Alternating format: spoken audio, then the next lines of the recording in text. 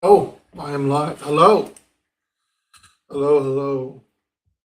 While I flex my technical skills right now, I am simulcasting. So look at me go. This time around, I have effects moving up in the world. Oh, yeah, it's raining. Now it's glittering. Oh my God. What have I got now? Oh, now I'm a social justice warrior. Okay. Continuing on with the last few days of streaming. Now I'm able to do that on YouTube and on Instagram as well. So, hello, my name is Josefa, as indicated by the name, and I set up my accounts. And what I've been doing over the last few days is getting back into the habit of live streaming and sharing some ideas and some concepts and some things that I'm noticing over the last few months and years that I think a lot of people are starting um, to become open to hearing. This is just I'm just sharing my perspectives, and over the last few days, the things that I've been speaking about have been, include, um, contrarian views on world events. Calling out what I think would be pretty clear examples of some of the social conditioning that is rife in Australia, and what a lot of Australians are starting to realize isn't serving them anymore. And then looking at where some of these things could have started, um, and pointing to the fact that Australia as a country seems to have been intentionally developed with a need to um, push a fear of authority into its people. After the British lost the US to a revolution, Australia was founded shortly after, colonized shortly after, I believe. And if you were a monarch and had lost a huge resource rich country that was under your control, like the Brits did, it would be well within your means, or you'd want to make sure that the next time you have a colony that you want to make sure um, doesn't do the same, doesn't revolt, you would make sure that you would make them very compliant. And Australia is one of the prime examples of having a compliant population, because it seems to me, at least it has been over the last couple of years, that the government says bend over and people say hello. But a lot of that is shifting and changing at the moment, with a lot of the clear, like it's becoming more and more clear that the government's not here to help you. So this whole Stockholm syndrome slash daddy issues that a lot of Australians have been raised with is starting to come into question, and people are starting to realize that a lot of structures are here in this country aren't here to serve us. So what I wanted to do today is talk about this next evolution of that, which is to highlight the fact that a lot of the social narratives and things that are promoted in our world, in our Western world specifically, are all Trojan horses. They are all here to push other agendas. And this is, why the title that popped up in my mind when I was thinking about what I want to speak about today. Like the saying that came to mind was, "The road to hell is paved with good intentions," and that's because that a lot of people haven't clicked yet that all of the major agendas that seem like they're very pro-human, pro-climate, pro-earth, pro-gay people, they all are Trojan horses to push other agendas. And there's plenty of examples of this that I want to go through and share with you. And it's not to say anything bad about, it's, I think it's more that I want to kind of highlight the fact that humans' good nature is being continuously manipulated against them. And the way that these kind of the conditioning in these social movements are structured is it makes it very hard to recognize you've been fooled once you've been fooled. And we can do this many, many different ways, but let's look at some of the main, providing narratives or agendas that are happening in the West. You've got the LGBT movement, right?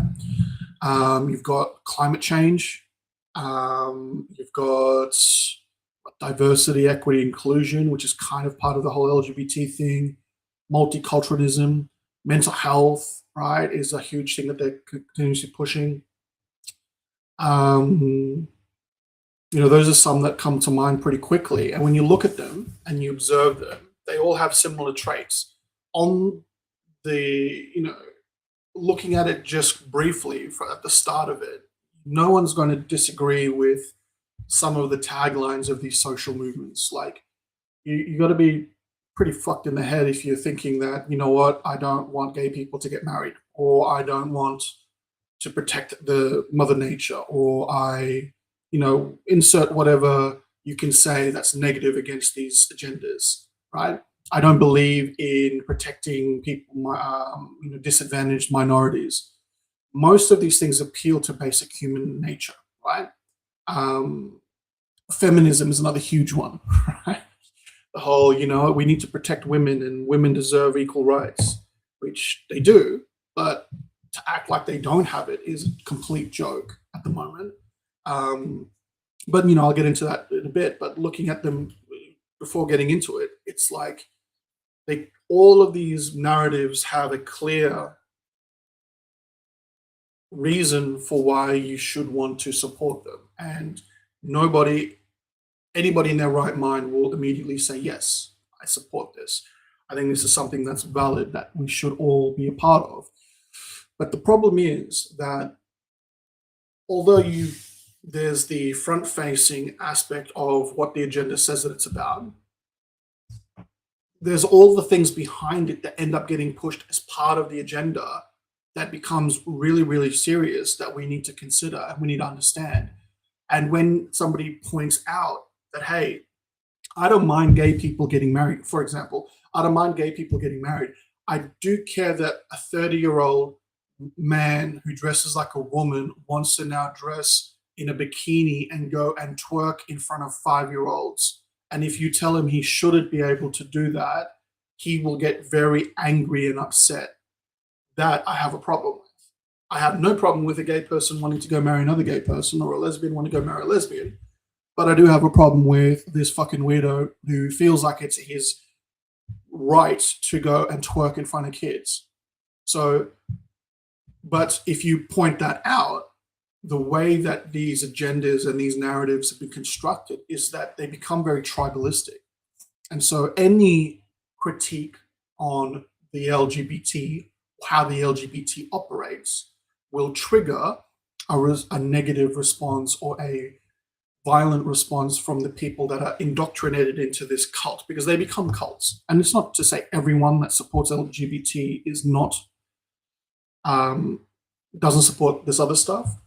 There's groups like Gays Against Groomers, which have millions, tens of millions of gay people that are like, we believe in gay rights, but we don't think, you should be writing kids' books that show a boy how to give a blowjob to another boy. Like shit that's just ridiculous that is currently happening, that a lot of liberal-leaning people are fighting tooth and nail to protect and to push towards kids, is now all being pushed because we have to now support gay people. Or if you don't, you hate gay people. There's no like middle ground where it's like, look, gay people can get married, but just don't fuck with kids. You know what I mean? Like, what's so hard with that? But saying that makes you immediately a bigot, right? And the same thing goes, and like this leans directly into like Zionism. If you call out some of the shit that Zionists do and what they believe, that they believe they're better than everybody else, that they were the ones chosen by God and everybody else is a goy. And even in their own biblical scriptures, which many people have shown, they talk about some of the things that they are allowed to do to the goy, because we are not seen as human in their eyes. And this is, where you can't question things like the Holocaust that supposedly happened, right? But at the same time, you can't call what they're doing to the Palestinians a genocide, even though that is happening and we can see that. And you've got IDF soldiers that are putting it on their social media, some of the fucked up things that they're doing.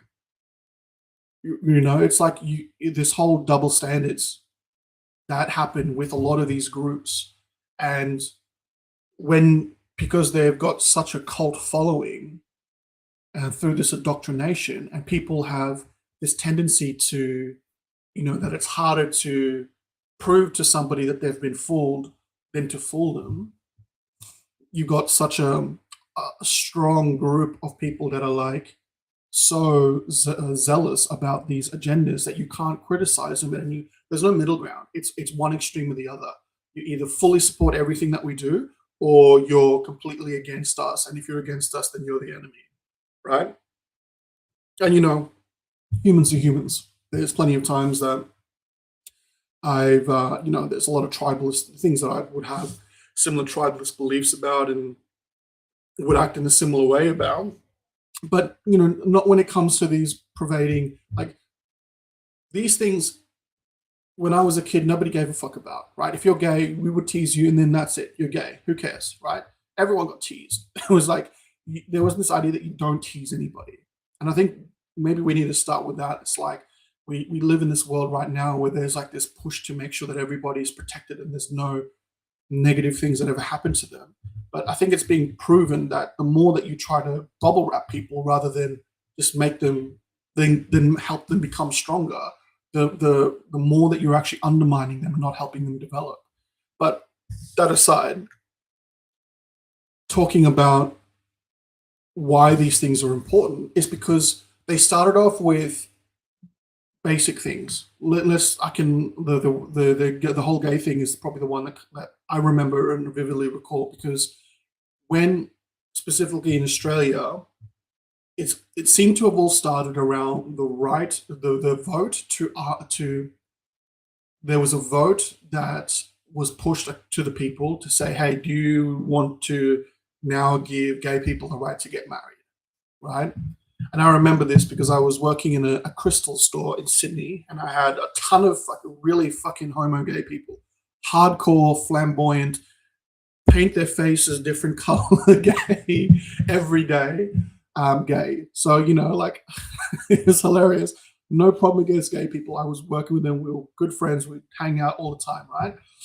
And then when this whole thing came up about, now we get to have the right to get married. For me, I've always been a very anti-contrarian person or contrarian person. So and I don't vote. I've never voted. So I wasn't going to vote either yes or no for this, regardless, because I thought, why the fuck do the government get to choose who gets to marry and who does in the first place, right? That was my kind of stance on it. So I wasn't going to vote regardless.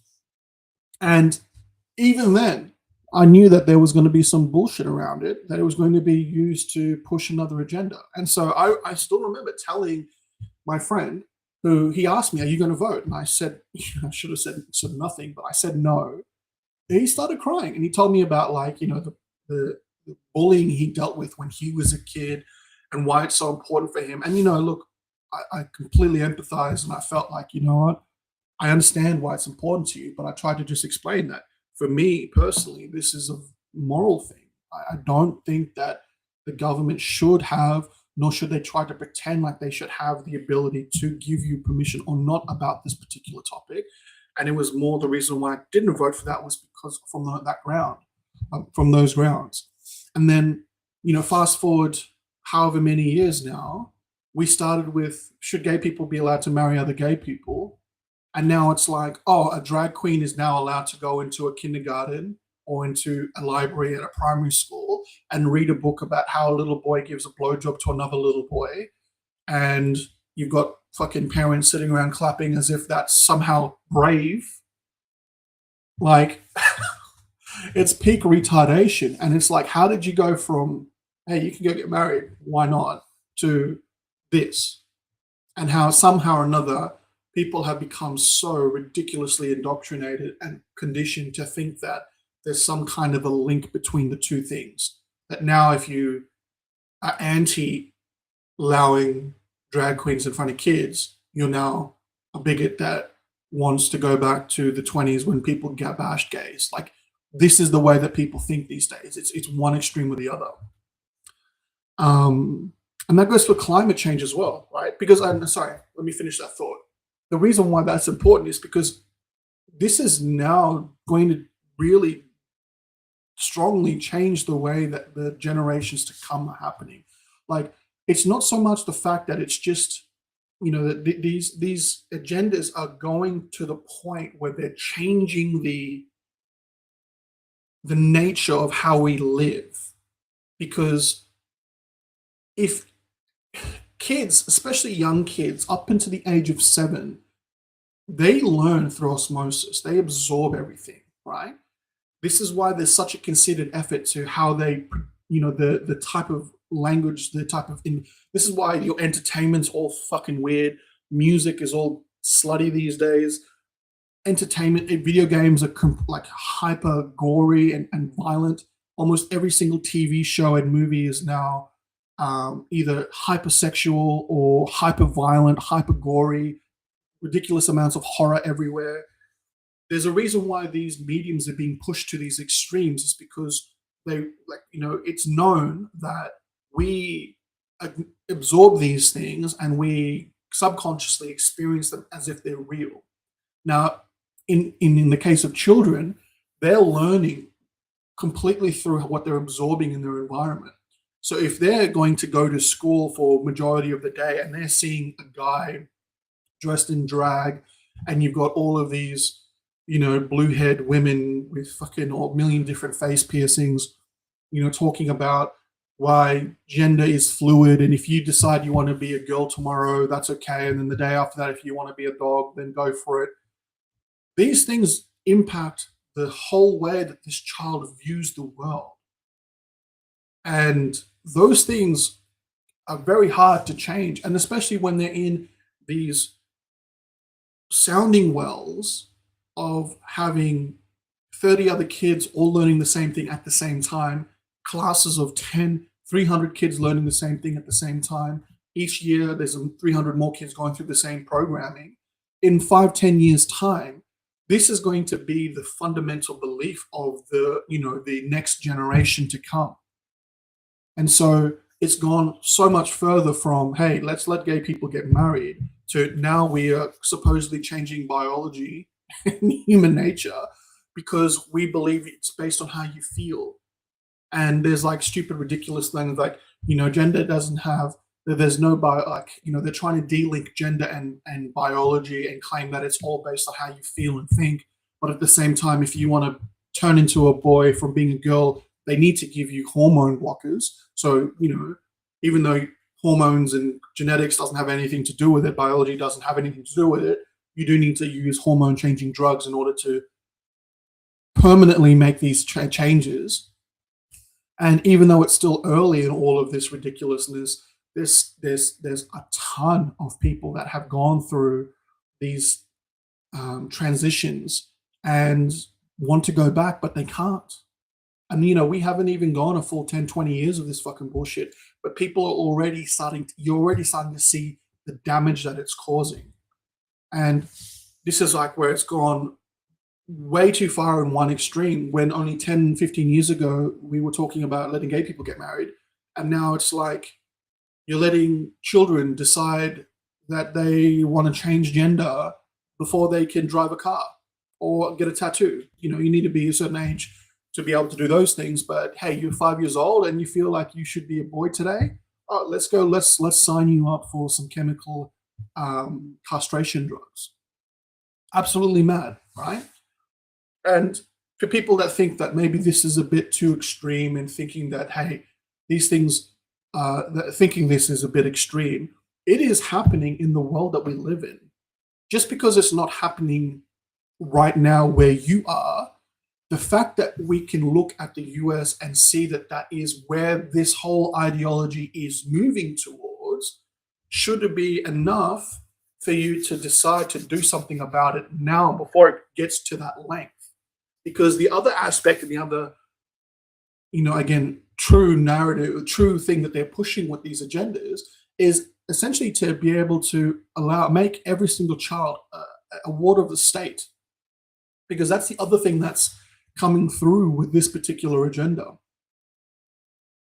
that there are laws in place, and this includes Australia, but I believe in the US, UK, and Canada, that a parent that doesn't support the transition can become locked out of the procedure.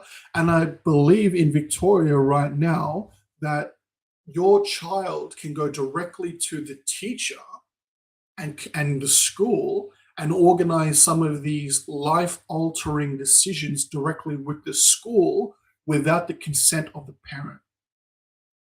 And so to me, that is a clear example of that's now usurping the control of the child from the parent to the government. You don't own your kid anymore. And they're continuously programming the kids to be more and more anti the family construct, right? Which is kind of linked, well, it is linked exactly with what the feminist ideals were, where all of the founding feminists talked about the fact that they wanted to destroy the family nucleus. This is wrapped up as part of this LGBT agenda where kids are now, I believe that they're changing the rhetoric from calling a mother, to a mother is now being called a birthing person or some shit. Like we're changing the way that they're referring to family people, like the people in your family. And most people obviously when they would hear these things would think that it's a joke, but it's not. This is actually happening right now. And it may not be happening where you are right now, but it's happening somewhere else that's more further down this pathway than you currently are. And it's almost as if people can't see that, if an agenda that's being pushed here is also being pushed in these other countries, and these other countries are now showcasing that these are some of the things that are happening as part of this agenda, then that is only going to take a matter of time before it starts to trickle down here. Because these were the ulterior motives from the beginning. And this goes back to what they call, and this is like, again, linking back to this, the road to hell is paved with good intentions. Understanding what a Mott and Bailey fallacy is. Because a lot of these social movements are engineered that there is the catchphrase or there's a underlying statement that every single person would immediately support, right? We should give every gay person the right to be able to get married. Nobody's going to say, no, I don't support that. Nobody in their right mind. But then behind the Mott or the initial statement that can get, almost unanimous support, there's the behind the scenes underlying hidden agenda, which is how do we program the next generation of kids to become wards of the state? How do we remove children from the ownership of the parents and now become wards of the state? How do we, let's be real. Some of the people that come up with these particular conditioning and propaganda and movements, they hate humanity. Like, I know it's weird for some people to think about this, but there are people that operate in the world that hate humans, right?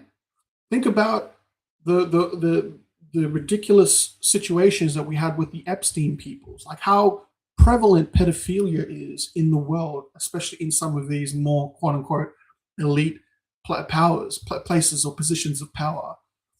If people that quote unquote run the world or have a lot of influence over the world also believe and also engage in trafficking and preying on kids as part of their lifestyle, what type of warped view do you think they have on humans? And I touched on Zionism before. If we know for a fact that there are groups of people who have an incredible amount of influence over the world, and they view anyone that's not like them as part of their chosen people, they view them as animals, right? Their words, not mine. And they believe that you could do anything to these animals without having any repercussions from God. And if any of these animals could be a threat to you, then they should be killed. If this is how they believe and operate throughout the world, then then it's not too far of a stretch to think that these same people would, push agendas that would deteriorate humanity as a whole, even though they clearly think that they're above the rest of us. But that's the reality of the world, right? There are people that have fucking weird, warped ideas about the people and hate people. There's how many rich people believe that there's too many humans? They went around 5, 10 years ago pushing this idea that there's too many people and we need to, you know, even like this is where fucking movies like are coming wrapping things up, like how movies start to push off some of these pervasive ideas, like the Avengers Endgame, where Thanos, who was the bad guy for however long, all of a sudden now people start to change their opinion about him because they're like, oh, maybe there's this idea that there's not enough, that we need to, that maybe he was a good guy by getting rid of half of the people in the universe because there's not enough. Mate, the last time I checked, we live on a planet that literally is like it's a cheat code in turning things, taking shit and creating things that can feed you and gives life. Like we live on something that literally takes shit and creates things that will give life. And you're telling me that there's not enough. Like, are you fucking retarded? We live on this thing that's a self-regenerating machine, hyper-sentient machine, that we've dropped nuclear bombs multiple times in areas. We've had nuclear power plants blow up and supposedly destroy ecosystems that should have been completely decimated for fucking centuries. When Chernobyl blew up, supposedly it was going to be a nuclear wasteland for however long, and then what, 5, 10 years later it's completely regenerated itself and now it's safe to go back and live. Or what happened in Japan, where you've had those nuclear bombs drop on those two, on Nagasaki and Hiroshima, and yet now people can eat the seafood from these places because all of the nuclear waste has been absorbed or has been cleaned up. That's not from humans, that's nature. And yet people have been programmed to believe that there's not enough. And they believe this, and because they believe this, they will allow, and this leads into the next social narrative, they will allow themselves to be taxed because of this supposed scarcity.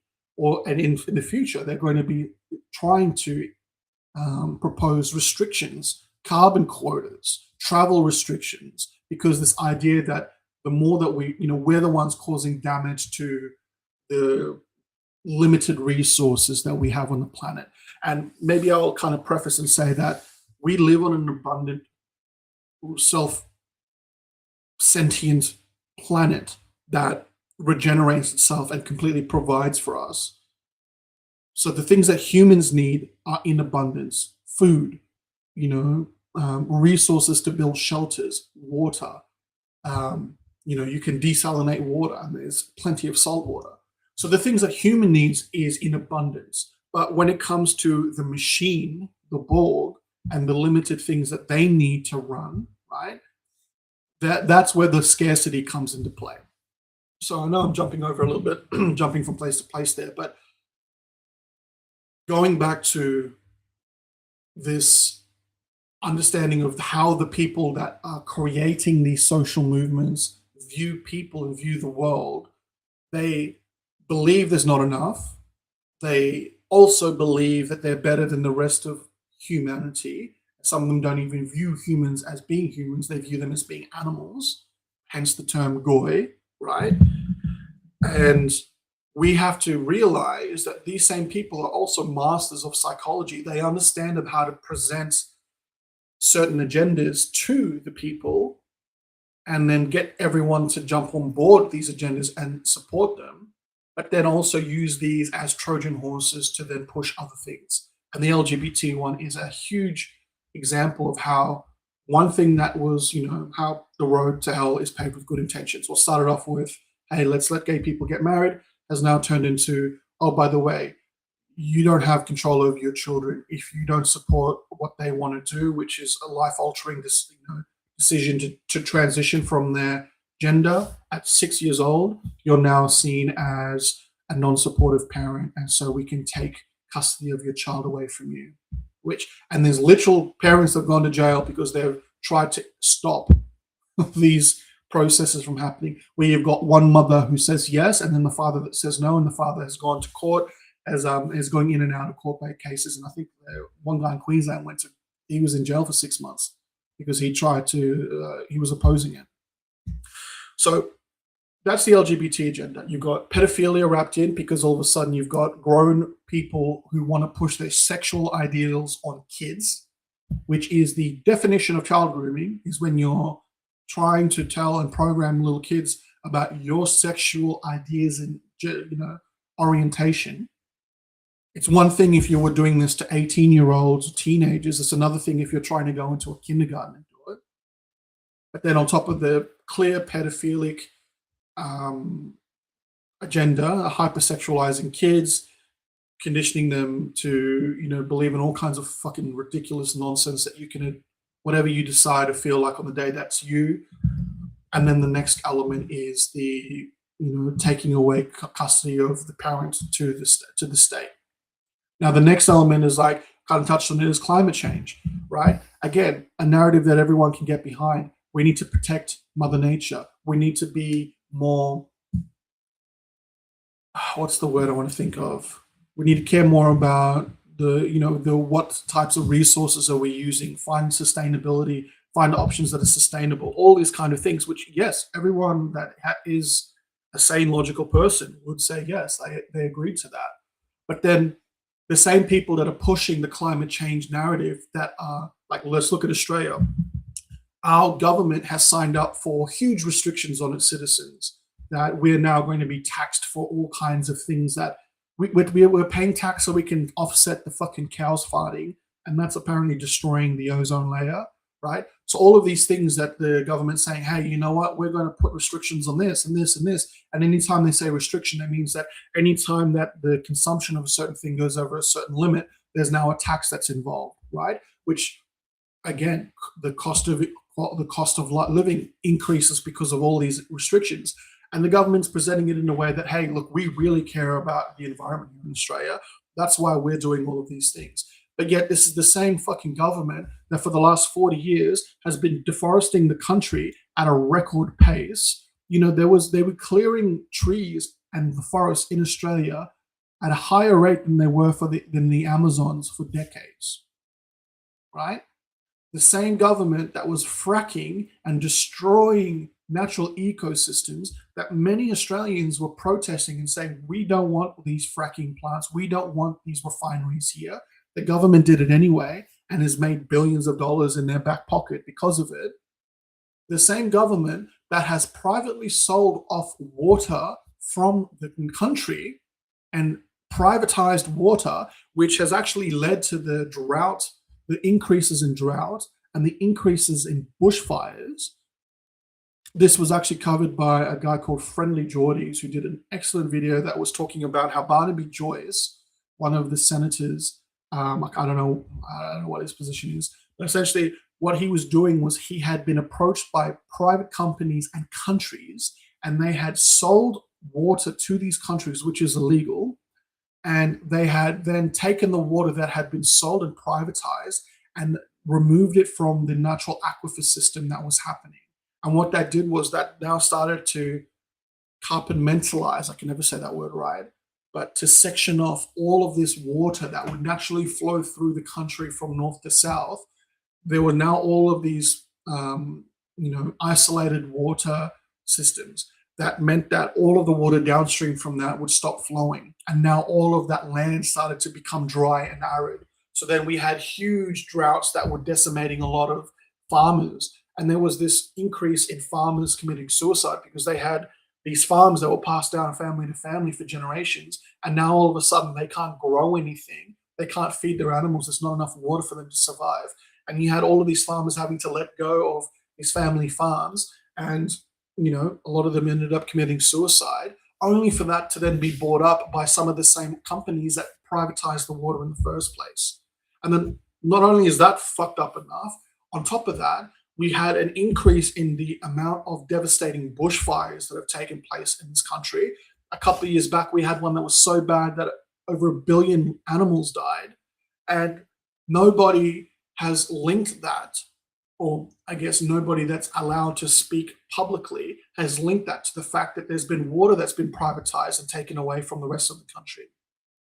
So the same people that are doing these things that are allowing droughts to occur and also allowing bushfires to become even more devastating and allowing deforesting to happening in this country at a higher rate than the Amazons and also allowing fracking to take place that's destroying all of the ecosystem around it. These are the same people. And now, sorry, it gets better. Now they want to add AI power plants or AI centers and now take up more of the water, municipal water supply. These same people also want to make sure that you pay your fair amount of tax because you're the one that's contributing to climate change. And they also want to make sure that if you travel too many times by plane, that you're going to actually have restrictions. They don't want you to keep traveling because it's not a good thing for you to travel in this climate crisis that we're dealing with. And people fucking eat this up. This is the crazy part to me. People will get on their high horse and bang on about how we need to protect nature, we need to do this, we need to do that. But these same fuckheads, well, sorry, I shouldn't be too harsh, but these same morons don't realize the people that are pushing all of these restrictions are the ones that are actually that are causing the problems in the first place. Like they're the ones that should be, fixing. Why isn't anyone fucking planting trees? Like, especially if they're talking about carbon, carbon, carbon, carbon. We've got too much carbon. This carbon quota. Is it not a fact that humans breathe in oxygen and we emit carbon dioxide, and trees breathe in carbon dioxide and emit oxygen? Like we've known that for time, and yet even now with this trending of this term carbon quota and all of the major, this is something all of the major credit card companies, MasterCard and Visa, they're now tracking your spending, and you're actually having a carbon quota. You're having each spend has a associated carbon amount to it, and at some point, not saying this is going to happen, but this is the plan of what has been stated is going to happen, or this is the plan of the Agenda 2030, that there will be a limit to the amount of carbon that you can accrue. So depending on what you're spending your money on, you may at some point hit your carbon quota and you're not allowed to purchase anything else because of it. And I know it sounds completely dystopic, like it's some black mirror episode, but these are the things that are being openly discussed and talked about at these WEF fucking weirdo conventions, and the UN is publishing reports for anyone to go and read, but nobody is. Majority of people are just like sitting here with their mouths open, feeding, peddling, eating up all the shit, all the bullshit that's being fed to them, because it's not being presented because it's being presented in a different way. They're being told that, we need to protect our climate change. They point out all of these statistics of all this is happening, what are we going to do about it? We need to make sure that we do our bit so we can all try to help the planet out. And again, people buy this up because who wouldn't hear that and say, okay, I completely agree with that. But too bad too many people don't have the wherewithal to go and think about and question and critique the people that are asking them these things or saying these things, and see how they're the ones that are actually causing the problems in the first place. And this doesn't even include the next component of this as weather modification. Not only are we talking about groups of people that are destroying the natural ecosystems of the planet to profit from it, we're talking about people who have been hiding the fact that they've got technology that can manipulate the weather. And it's so obvious at this point. You can look up laws that show these laws have existed for decades, where they talk about the ability or the limits of you being able to modify the weather.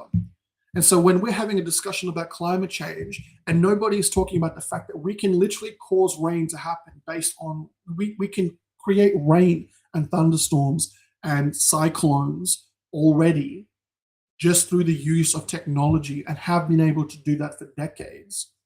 then how does that not factor into the whole climate change discussion?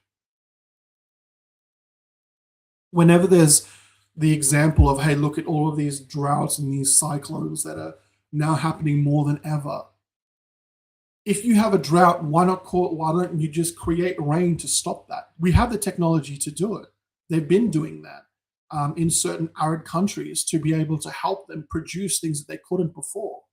So, the technology initially was, and I think a lot of people had created this technology for good and for benevolent purposes. But there is also the side effect of being able to create uh, cyclones, or to be able to stop rain from happening in certain areas so that it becomes more dry. And again, look at the Maui fires. How many people were talking about clear directed energy weapons, and then also too very strange occurrences in some of the weather that was occurring before and after the fact. All of these things that led to prime real estate going from the hands of natives to the wealthy elite. And people might say these things are conspiracy, but it's like, bro, like how many times do you see big companies squash out the smaller companies that are competing with them? It's nothing that's too outrageous to say that if you wanted certain things, that there's people that aren't already proving that they're doing that through other ways, right? And so going back to the road to hell is paved with good intentions, and showing how a movement such as climate change on the surface can seem like it's something that's to be supported, something that has well-intentioned meanings. But then you look behind the scenes and you look at the other aspects and what's coming from that. You're seeing that there is a ton of the people that are pushing it are the same ones that are profiting off destroying the environment and have been for however long. They're completely overlooking and where they're still trying to censor the fact that weather modification technology has been around for decades and is something that's very that is part of which is contributing to all of the quote unquote science that they're using to back their statements, and saying, look at how many look how droughts are becoming more prevalent than ever before. Look at how come cyclones are happening at a higher rate than ever before. It's because they're creating these things, and they're using that as their own justification to push their agenda along. And then look how that's also transitioning to potentially a carbon quota system, where they're now looking to be able to put rations upon people essentially, and make sure that they don't quote unquote exceed their carbon quota, because that would mean that they're now a blight on the environment.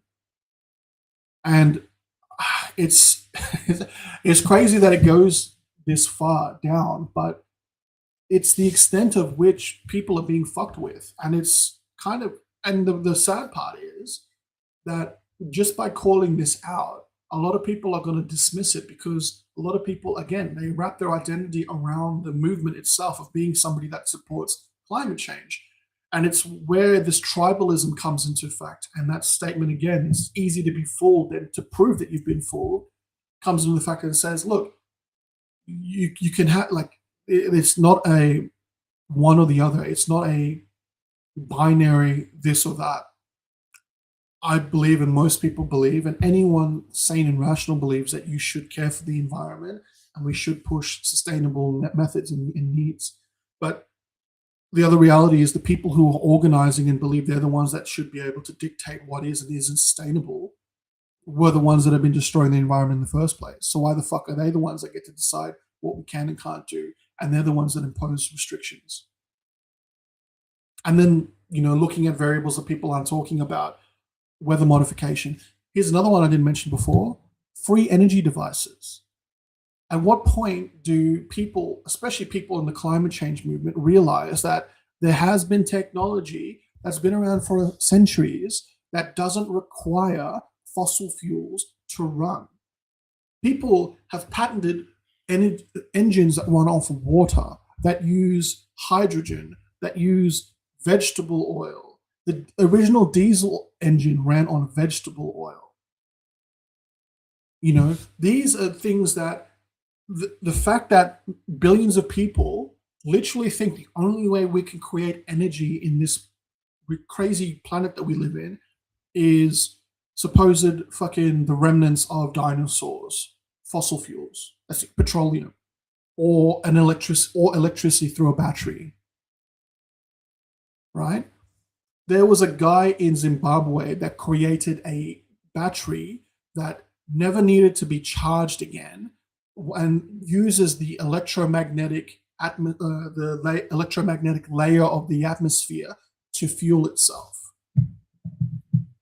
He created engines and generators that powered African communities and towns without them ever needing to recharge or plug into any other external grid. It literally just turned on, it started collecting the electromagnetic field, converting that into some kind of an electricity current, and then using that to run into fuel, to run a community, a small community.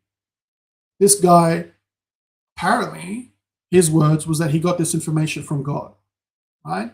Whether or not he did, there's videos of this happening. There's videos from Syrian, from American, from Italian engineers who created car engines or converted their existing car engine into being an engine that can run off water. There was one guy that did this and actually went, I think he was part of Gaddafi's, he was one of Gaddafi's consultants, where I think it was on BBC or something. They proved this. This guy turned on his hose, put it into his car engine, fueled it up with water, and he proved that it was water because he drank out of the hose afterwards, turned his car on, and he drove for like a couple hundred kilometers, all on water. Now, you're telling me that if somebody was able to do that from their backyard, or some guy in some African country who got a vision from God and then decided to make something up using the limited resources he had, you're telling me that the billions and trillions of dollars that we put into renewable energy every fucking year, that can't go towards understanding how these people did it and then making it at a bigger scale? Like, it's ridiculous that we don't even think that it's possible to look at different types of energy besides the ones that they've already, quote unquote, selected for us. Like, it's such a joke that there's billions of people here that are hardcore climate change activists that don't know that free energy has been around for 100 years. And even if you told them, because of their mind control, they would reject this notion because it's, quote unquote, not scientifically proven. And yet, all the science, quote unquote, around climate change has been wrong for a century. Every single date that the climate change scientists have set for being the end of whatever has been fucking wrong for like 100 years. You know, when I was a kid in 2000, the whole Al Gore, whatever his inconvenient truth that started becoming trendy, that's a 2020 that the sea levels would rise because of the melting of the ice caps. You know, and this has been happening since the I think it was 1920 was the first time that there was some kind of climate scare that supposedly scientists had said in this time this was going to happen and the world was going to end because of this climate catastrophe. And each major prediction has been wrong, right?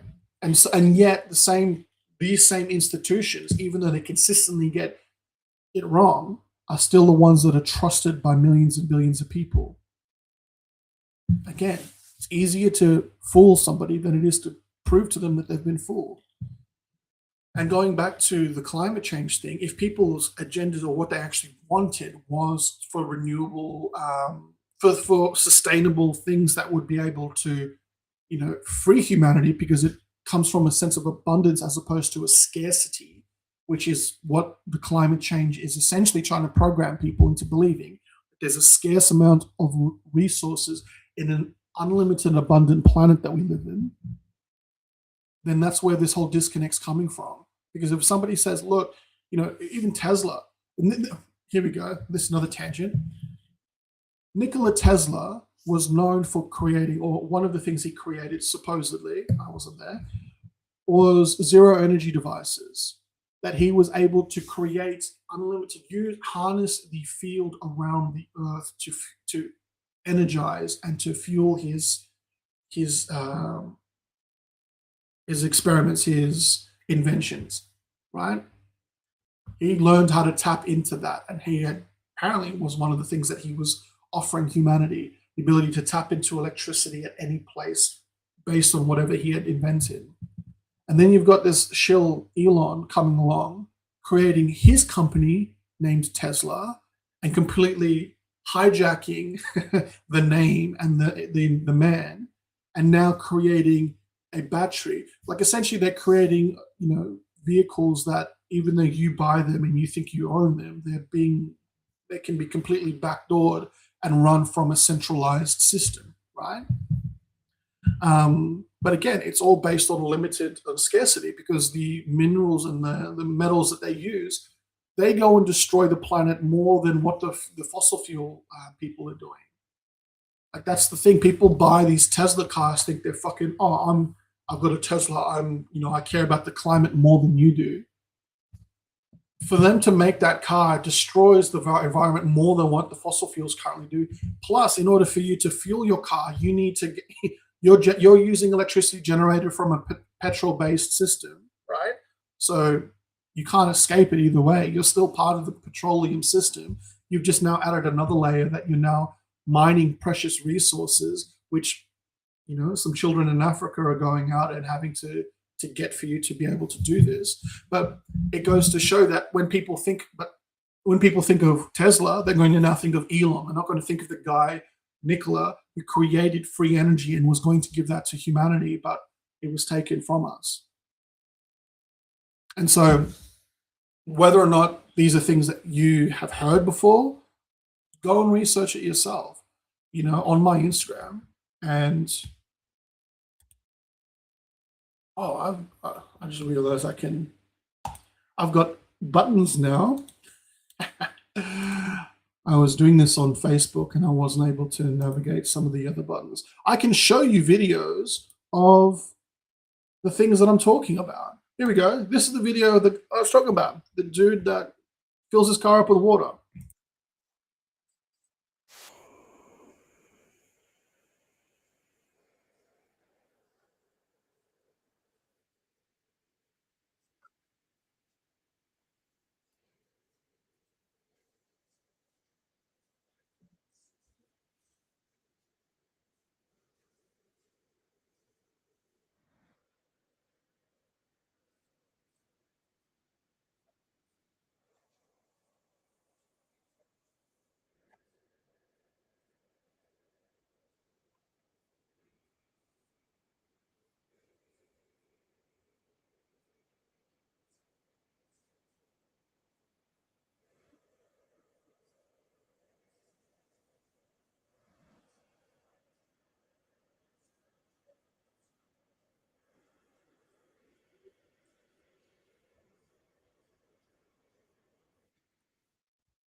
There you go.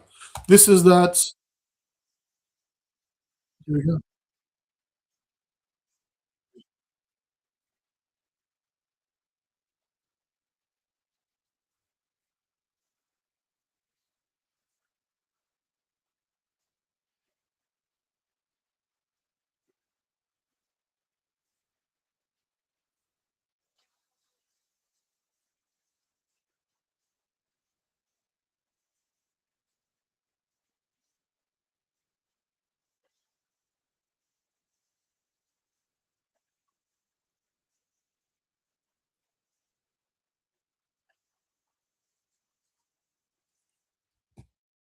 Here's an Australian guy.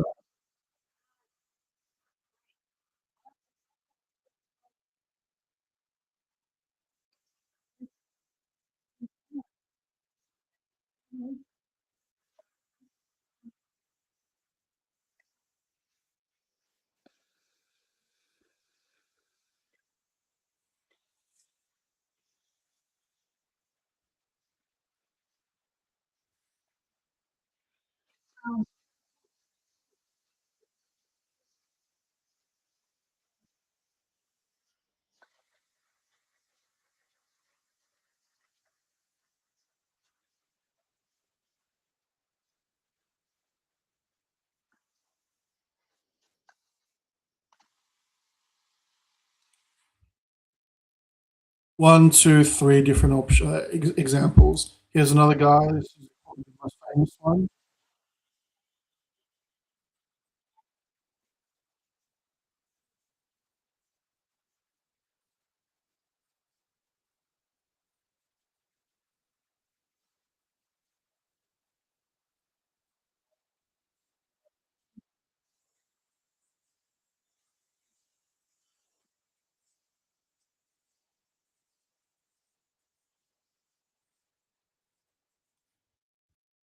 Think about that. A fuel cell that can use salt water. So if there's an argument that there's not enough fresh water, then what you can do is you can literally, well, you can do two things. You can create your own desalination plants using this technology to continuously run, continuously separate salt water to fresh water. So you have an unlimited supply of fresh water that can fuel plants, or you can just use straight salt water to be able to fuel your technology there. I don't know how to stop that. Oh yeah. So these things are not like they've been around, and people who are hardcore climate change supporters have no idea that this is around, but yet they will support a restriction placed on you and me to say, hey, we can't travel too many times. That's not allowed because that destroys the environment. But you show to them, hey, look, we could create fucking engines that fuel planes so that there wouldn't be any carbon or any negative offset that would damage anything. There wouldn't be any need to drill holes into the earth that could destroy ecosystems for decades. We could just literally fucking, park near a beach and then fill it up and then off you go. Like that is the reality and that is the potential. But again, it's a lack of knowledge that a lot of people are not familiar with that these things are possible. And so they are limited by what they decide or what they think could be the future. And I guess that's probably what seems the most frustrating around a lot of these restrictive ideas and agendas that are rooted in scarcity, that people either don't know, and a lot of times they don't want to know what the opposite, what could be another alternative. Because if you criticize climate change and the lack of logic around it, you become an anti-climate change person. Whereas, hopefully, I've been able to demonstrate that you got to be fucking retarded to believe the people that are destroying the planet, and you got to be retarded to believe that the people that are profiting of destroying the planet are the same ones that want to be giving you the actual solutions that could fix the problems that they're causing. And there's many different options that we have that could revolutionize things, and it goes into the control system, right? Like, this wasn't what I was planning on talking about, but since it's come up, I guess it's important to identify that the main ways that humans collectively are controlled are through the monetary system, right? You need to pay to play. Through the energy system, you need to have resources or an ability to fuel things in order to be able to be self-sustaining. Land ownership, having the ability to have a space that's yours where you can be safe. That's been completely taken away from people, because even if you buy property, you don't own it. Like, they can be taken away from you in multiple different ways legally. So you don't own anything that you buy anymore.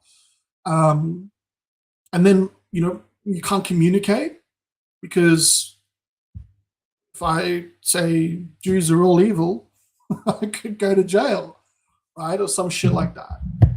And so these are things that are eroding where, some of the laws in Australia around native title claim or indigenous claim on different resources, or some of the climate change laws that are passed that are now allowing third parties to go into farms to supposedly quell certain outbreaks of certain insects. Like, there was a thing going on in Australia where a lot of farmers were pushing back against these environmental agencies that just randomly popped up and all of a sudden decided that they needed to go and access farmers' land so that they could install or put in certain chemicals to stop an outbreak of a specific virus or beetle or whatever it was. But these farmers were saying, one, we don't have those insects anywhere near us, so we're not at risk of anything. And two, what you're putting into our farms is destroying the feed, the animals, whatever it may be. And yet, again, they're still doing this because the intention is to destroy the food supply. And that's the other element. The food supply is completely controlled. I think it's illegal for you to collect your own water in Australia at the moment, even rainwater. It's illegal to collect it and claim it as your own. That's all owned by the state, right? And there were people that I knew when I was living in another place in North Queensland that had completely set themselves up to live off the grid. And from what I understand, that to completely be self-sustainable is actually illegal, meaning that they, by not having certain things, you can have your land seized away because it's some kind of a health and safety risk. Whereas these people have demonstrated that they've got everything that they need to be self-sustaining, and yet there's some kind of a way that the government is trying to quell down on people wanting to push for that independence. Um, and so this whole system of control that begins with the resources, the energy supply, the monetary supply, then your children are being controlled or being indoctrinated as soon as they join a school. You try to take them out of a school, you now need to meet certain standards that the same people that say it's okay for a fucking drag queen to read books about how to give a blowjob to a 5-year-old. These are the same people that also want to set a standard for how you're going to educate your kid when you try to homeschool them, right? And like, we accept that that's supposedly okay and normal, but it's just the state of affairs. So you've got all these levels of systems of control, and anytime people have tried to get that back, this is where a lot of this friction is taking place. And it starts with the knowledge. And I guess maybe that's the other element, the other system of control. It's communication, right? Now, we all think that we have the ability to communicate. Well, we all know that we were supposedly given this freedom of communication and freedom of speech. But how much has that been eroded? How much is it that me talking about this, or anybody else that was able to talk about these particular topics, why isn't this information more widely known? Why isn't it more widely known that it's possible to create engines that run on water, or use the electromagnetic field of the earth to be able to run generators, or use salt water to be able to run generators and engines? Why isn't this well known? Because it goes against the interest of trillion-dollar industries like the petroleum industry, who, once this becomes well known, they're not going to be able to profit off fossil fuels. So when we live in a world that there's financial incentive to quash and quell things that are going to be the benefit of humanity, what are we doing? Like, if the profits of a few small amounts of people, groups of people, is more important than developing or evolving humanity from where we currently are to the next generation, which could live without the need to worry about rent or having electricity or having enough food, because we can literally create communities and cities that have unlimited energy supply. And that unlimited energy supply means that you can grow things all the time because you've got power to do so, that you can have fresh, clean water because you've got ability to pump and to ensure that water is continuously clean and uncontaminated, to fuel your house so your house is always warm. How much does that change the lives of billions of people right now? It could dramatically change the world, right? And the best part is you don't have to worry about fucking paying somebody to be able to do it. Once it's there forever. That's like what could be. But instead we think, no, instead what I need to do is I need to pay an extra 10% so that every time a fucking cow farts, that my money is going to be able to make sure that that's going to be reducing that, offsetting the farts. That's what we think is okay, and that's what we've accepted as being a solution. But rather than the idea of being able to invest in things that could literally evolve the species, right? It's like, it's peak retardation. And I've been saying this the last few days, like, people always say that The Matrix isn't a movie, it's a documentary. The movie Idiocracy wasn't a movie, that is a documentary. Like, we're literally dealing with people that are educated idiots, that they're so indoctrinated into the bullshit that they've been pushed and peddled. And I'm not saying, and it sounds harsh, but I'm not saying it from a standpoint that they're doing this on purpose. A lot of these people are trying to help in the limited ways that they feel they can be helped.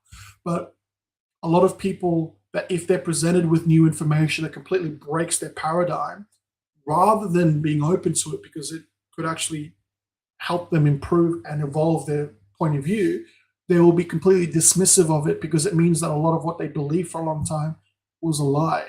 And a lot of people don't want to deal with that and embrace that. And it goes against the cult mentality that comes with these types of movements. Talked about at length the LGBT movement, and now it's about this climate change movement. People are hardcore about this, right? Like I can't tell you the amount of times I've heard people fucking talk about that little gremlin. What's that bitch from fucking Sweden? Sorry, I use a lot of bad words, but there's that little gremlin from Sweden. How dare you? The one that keeps on Gollum. She looks like Gollum. Greta.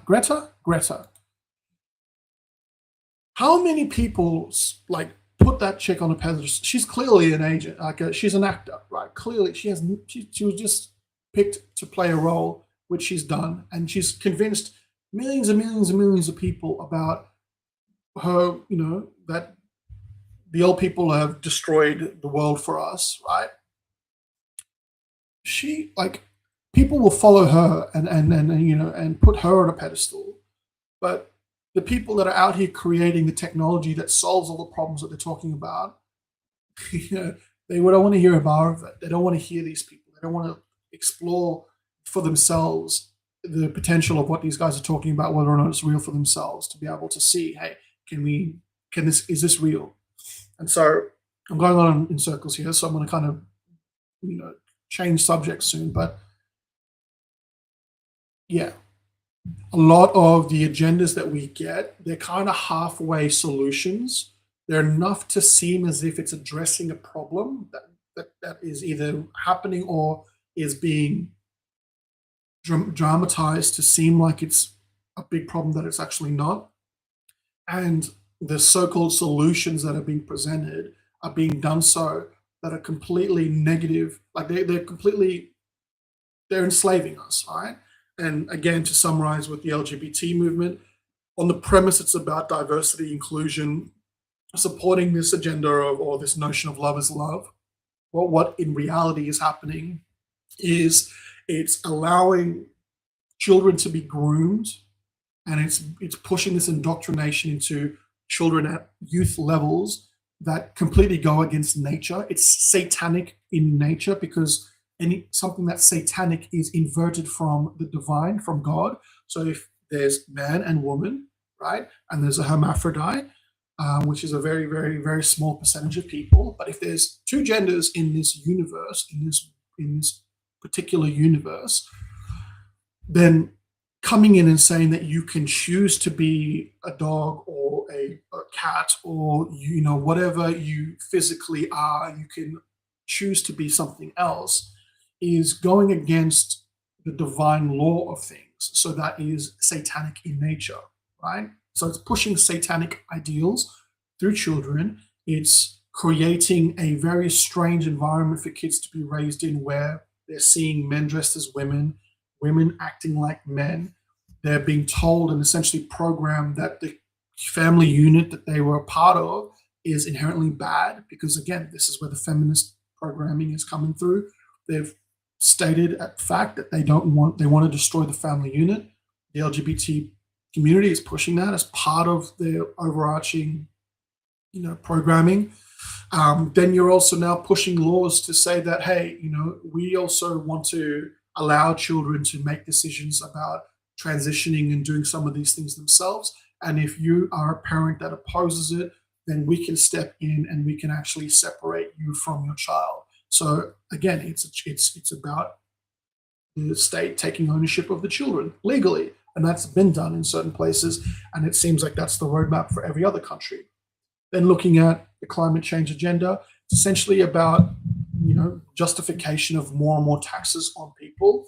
It's also about enforcing rations. It will be about enforcing rations based on this false idea of scarcity, and it's also going to be pushing in a lot of the digital control system that is going to be called the Internet of Everything, the Internet of Things.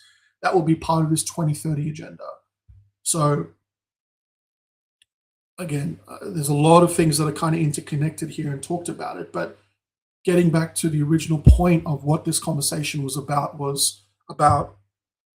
highlighting that this the major narratives that are being promoted throughout societies, because they all are being promoted in Western societies particularly, they all are Trojan horses for other ulterior agendas. And the saying that the road to hell is paved with good intentions is so clearly, exemplified here, that these ideas and these movements are presented in a certain way, right?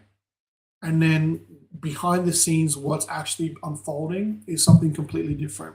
And because of the tribalistic nature of humans and the tendency for humans to not like to be shown that they've been lied to, and they'd rather believe the lie than realize that they've been lied to, that this allows these things to continue to develop um, through your ignorance or through your nescience, right? So that is two of the major ones. I'm wondering if there's any other ones that pop up at the moment that I've that also are exemplified here.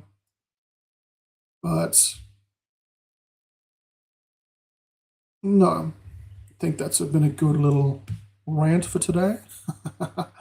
um, yeah, yeah. I think to me personally, what is the saving grace for a lot of these things is that once something is seen, it's hard to unsee it. You can't unsee it, right? You can try to, but then you'll have your own existential crisis because you can't. Yeah, your psyche, your being will know when you're once you've been lied to. Once you've seen something that stretches your paradigm, um, you can't go back. And when you try to go back, that's what causes a lot of depression and a lot of these existential dramas that people are dealing with more and more. And part of the reason why that they say things like, mental health crises are rising is because there's an internal screaming from our spirits, our souls, that's showing that the majority of what we're seeing in this world is not here to serve us. There's something that's kind of not right. There is so much beauty in this planet, and I'm not here to be a negative Nancy all the time. There are so many beautiful things that are happening and are here and will always be here.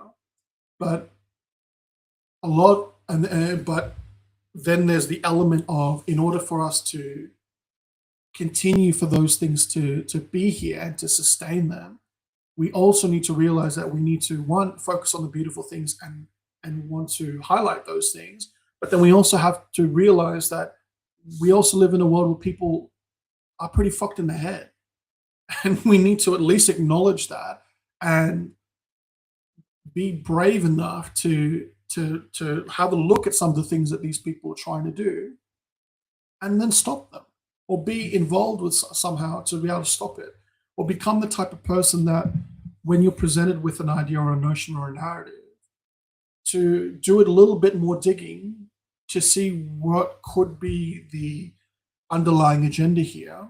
And then, as I did with the climate change narrative, look for other solutions where it's like, oh, so you think that the only way to fix the rising carbon issue with climate change is to push taxes and a carbon ration?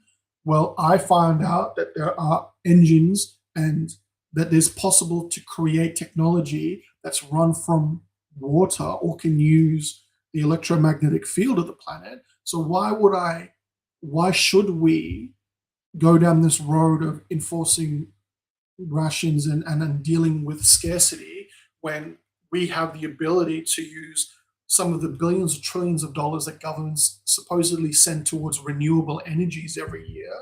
We can use some of that money to explore how to develop these technologies at a larger scale, right? And you can only do that once you recognize or once you realize that, hey, there is technology that does exist that means that we could do this, right? So it's not a far-fetched sci-fi dream. It is real. It has been happening, has been here for a while, has been here for decades. How do we convert that into a larger, or how do we scale that to a larger degree? And I think that's the fun part about what's coming, is because people are at a break point right now where the world that you've been convinced how things how the world that you were fed, or the idea of the image of the world that you were given, isn't the world that you're experiencing externally. And I'm not talking about like basic things. I'm talking about the way that the government should be running and how things should be done isn't how it's being run and being done. And so this disconnect is what's causing a lot of people to experience this friction and realize that you're being lied to, you're being misled, and you're being manipulated. Now, to the extent of how much that you're learning that is up to you, and how much you're willing to listen to new information and explore that yourself. But once more and more and more and more people get to this point, then a change has to happen. And the way that we've been manipulated over time is that there is these things are done within a controlled fashion. There is a problem, reaction, solution already mapped out.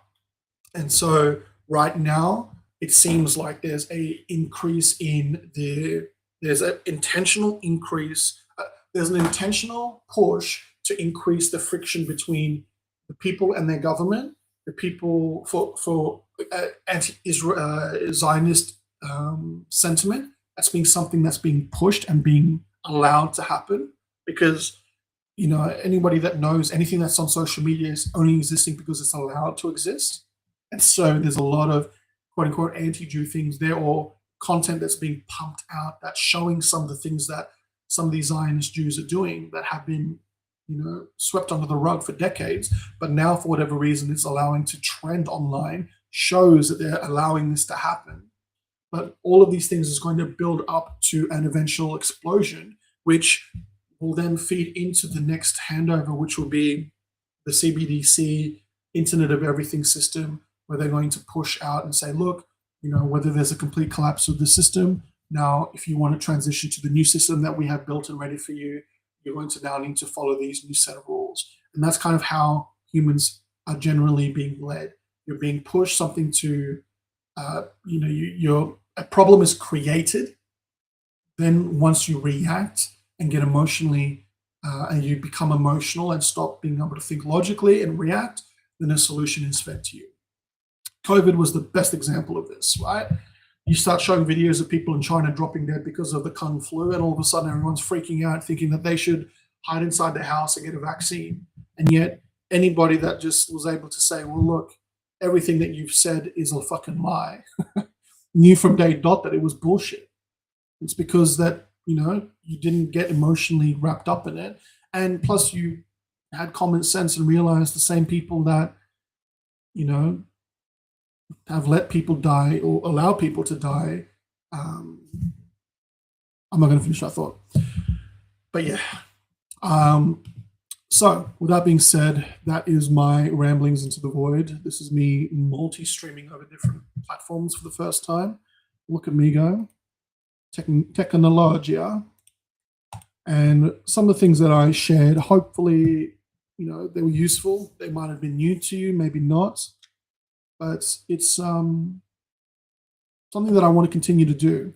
And again, it's not for me to say I'm right, because a lot of things that I said could be wrong. It's more just to present these new ideas and share, things that I've linked that other people may not have been aware of up until this point. So, that being said, lots of love and